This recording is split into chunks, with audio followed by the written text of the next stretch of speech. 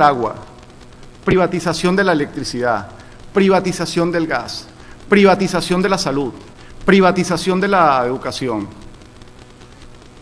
Recuerdo que estaba en primer año de la universidad o en último año de bachillerato cuando hubo esas medidas. Fue de la noche a la mañana que subió la botella de agua de costar 2 bolívares, o no recuerdo bien, a costar 3 bolívares. Para mí eso fue, y para mucha gente, el acabose, porque no podíamos ya apoyar. Estamos total y absolutamente ahogados. ¿Qué pasa posteriormente a la imposición de esas medidas neoliberales? Sucede lo que en Venezuela puede haber sido como la implosión o la explosión, también como lo queramos ver, o como lo queramos analizar desde el punto de vista que lo queramos analizar, de la sociedad, el llamado Caracazo. Estoy seguro que muchos de ustedes han oído hablar del Caracazo. El Caracazo fue el pueblo, la gente más humilde, la gente más necesitada, saliendo a la calle a exponer su vida, a exponer su pellejo por un trozo de carne, por un colchón, por una silla, por un televisor, por cualquier cosa. Es bajar la gente a la calle. Salió el ejército a reprimir, salió el ejército a matar, no se sabe si hubo 2.000, 200.000, 400.000, aún no se sabe la cantidad de muertos, y creo que nunca se va a saber la cantidad de muertos que hubo en Caracazo.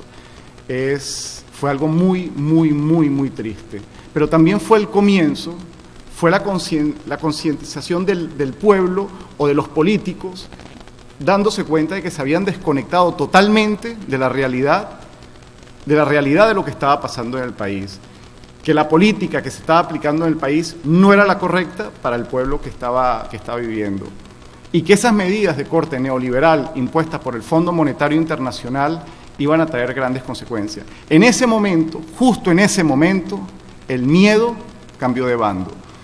El miedo a la represión, el miedo a la muerte pasó también a ser de los políticos, ¿no? Porque vio que había una gente que se podía movilizar y que podía pasar cualquier cosa de aquí en adelante. ¿Qué vino después del 27 de febrero? Bueno, vino dolor, tristeza, incluso mucha desmotivación, ¿no? Por las muertes, por todo lo que trajo como consecuencia.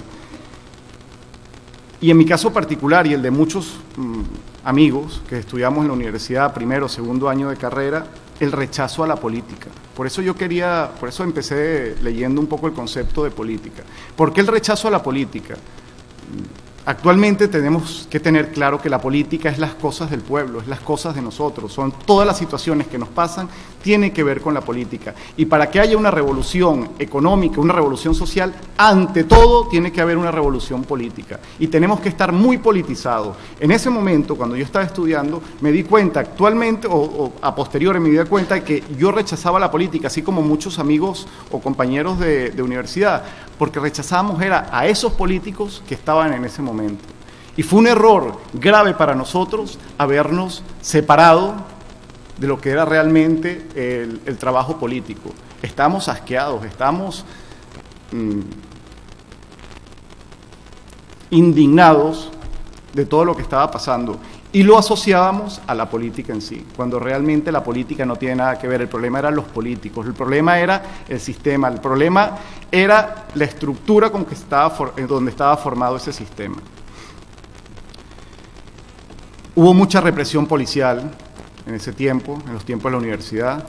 Yo todavía veo un policía y me da un poco de miedo porque realmente nos dieron bastante palo. Bombas lacrimógenas. Yo vengo de una ciudad pequeña de Venezuela que se llama Mérida, es una ciudad en la montaña, es una ciudad universitaria, ¿no? Digamos, es como, para hacer una comparación, sería como Salamanca en España, ¿no? Pero mucho más pequeña. Y bueno, y la universidad está regada por toda la ciudad, con lo cual tú tenías que cargar en tu cartera, en tu bolso, una botellita de vinagre, porque sabías que las bombas, en cualquier momento las bombas lacrimógenas te iban a tocar, y entonces era una manera de evitar las bombas lacrimógenas era con un poco de vinagre, ¿no? ¿Qué pasó en ese momento en Venezuela? La política o los políticos dejaron de ser los actores que llevaban las riendas del país. ¿Quiénes pasaron a ser los actores políticos? Los medios de comunicación y el mercado. El Fondo Monetario Internacional y todos los medios de comunicación. Y entonces ahora podemos entender o podemos traspolar por qué se habla de dictadura mediática y por qué se habla de dictadura de medios de comunicación y por qué se habla de dictadura de mercado también. Los medios de comunicación estamos claros de que ponen y quitan presidentes, ministros, gente buena, gente mala. Eso no puede ser, porque los medios de comunicación, como actores políticos, no tienen la ética suficiente para hacerlo, primero. Y segundo, no son actores democráticos, porque nadie ha elegido a un periódico como su dirigente político. Y los mercados mucho menos. ¿Qué pasaba en Venezuela? Que el Fondo Monetario Internacional establecía las pautas a seguir, los recortes que había que hacer, y ellos evaluaban a Venezuela en un sistema, en un baremo de acuerdo a su riesgo país. Entonces, de acuerdo a ese riesgo país, Venezuela podía ser buena en un momento, podía ser mala en otro, había devaluación, había recortes o no había recortes. Con lo cual era el mercado el que estaba mandando sobre los políticos. Y era los medios de la comunicación, los medios de descomunicación o los medios de, como decía Galeano, ¿no?, los miedos de comunicación, los que al final eran los que tomaban las medidas junto con el mercado. Es decir, hubo un rompimiento de lo que fue en ese momento el capitalismo para convertirse ni siquiera en actor político los medios de comunicación, sino en los dictadores junto con el mercado de las políticas que se tenían que aplicar en un país. Muy bien, llega el 4 de febrero, movimiento cívico-militar. Un grupo de soldados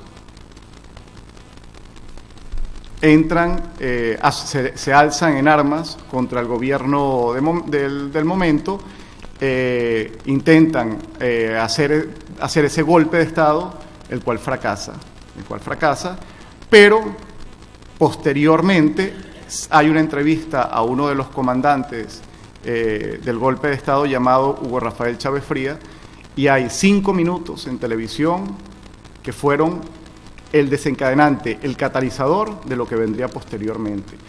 Hay que estar muy claros que la revolución en Venezuela no empezó con el 4 de febrero, ni siquiera empezó con el Caracazo, empezó mucho antes. Empezaba en los barrios ya pobres, en los barrios más necesitados, en los barrios que en palabras de Andrés Antillano, que es un dirigente venezolano muy potente, que es uno de los dirigentes de los CTU, que son los comités de tierras urbanos, que más adelante les explicaré, y si no, en el momento de las preguntas ya podremos desarrollar un poco más lo que es el gobierno popular, el poder popular y las comunas, y lo que es el comité de tierras urbanas también. Habla que los barrios eran anomalías en el sistema, eran crecimientos anómalos dentro de una sociedad, a los cuales había que darle un sablazo o apartarlos, pero seguían creciendo, ¿no? Seguían creciendo de manera muy desorganizada, que venían creciendo de manera muy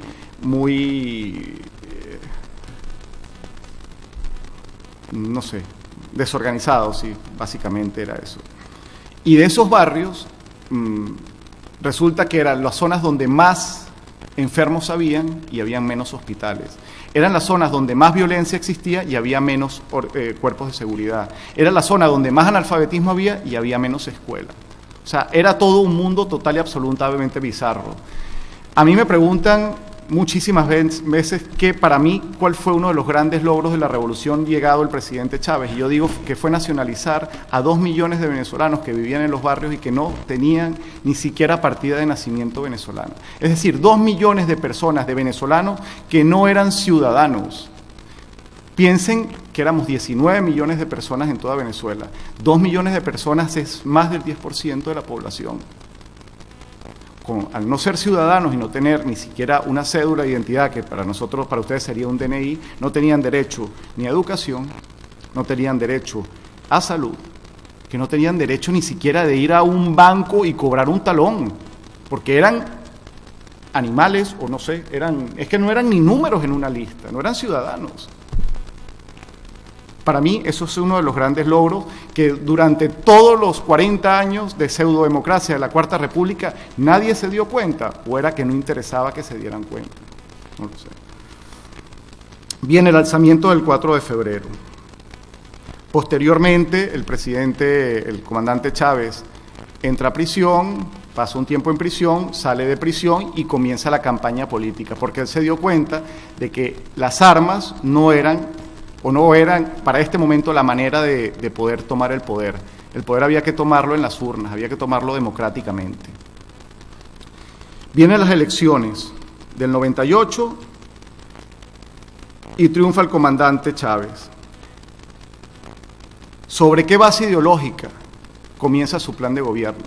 Él hace una base ideológica tomando en cuenta tres personajes venezolanos o tres personajes de la historia venezolana, que son Simón Bolívar, Simón Rodríguez y Ezequiel Zamora. Y les voy a explicar brevemente quién era cada uno. Bueno, Simón Bolívar creo que ya todos sabemos quién era. Era un estadista, un soldado, fue libertador en la época de la Guerra de Independencia. Simón Rodríguez fue su maestro. Simón Rodríguez fue el de la famosa frase "o inventamos o erramos", que posteriormente se fue de Venezuela, se cambió el nombre a Samuel Robinson y se fue a un pueblo a fabricar velas, luego de la caída de la muerte del Libertador, a fabricar velas, y le preguntaron que por qué estaba fabricando velas y dijo que era la única manera de darle luces a Latinoamérica. Y luego Zamora, el general Zamora. El general Zamora era el general del pueblo soberano, era el que hablaba de tierras y hombres libres. Y si se ponen a ver ustedes esas tres raíces, o el árbol de las tres raíces, como lo llamó el comandante Chávez, son tres raíces total y absolutamente antagónicas, en muchos sentidos. Bolívar era un hombre nacido de una clase muy alta, de una clase muy pudiente, incluso tenía familia aristócrata, era hijo del Marqués del Toro, un soldado educado en las mejores escuelas militares también, viajado por todo el mundo, con un gran sentido de la solidaridad. Luego está Simón Rodríguez, un intelectual, y luego está Zamora, un luchador del pueblo. Yo creo que al hacer esa unión de esos tres personajes, Chávez lo que quería decir era que el proceso venezolano no podía ser, como dijo Gramsci, copia de ningún otro proceso en Latinoamérica ni en el mundo. Tenía que ser propio, teníamos que crear nuestra propia historia con unas bases obviamente ideológicas de izquierda, de unas bases humanistas, pero de ahí para adelante nuestra casa la teníamos que construir nosotros.